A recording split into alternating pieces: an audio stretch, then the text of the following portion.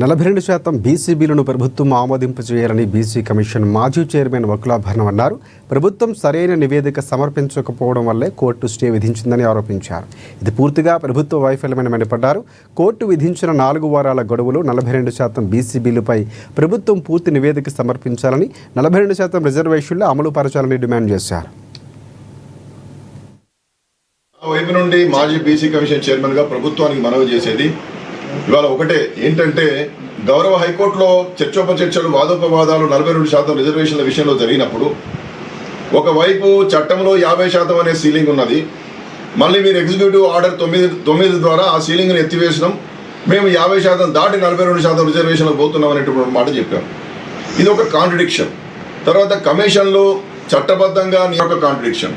అంతేకాకుండా నివేదికలన్నీ కూడా గోప్యంగా ఉన్నాయి, మీకు పబ్లిక్ డొమైన్లో పెట్టలేదు, ప్రజాభిప్రాయ సేకరణ చేయలేదనేటువంటిది మరొక objection.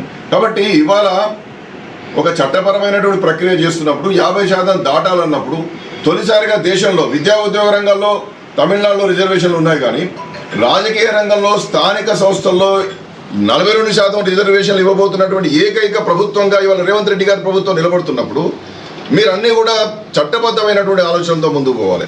Commission of enquiries act కావచ్చు, 340 ఆర్టికల్ కావచ్చు, ఈ విధమైనటువంటి యాక్ట్లను ఇంపోజ్ చేసుకుంటూ చట్టబద్ధమైనటువంటి కమిషన్లను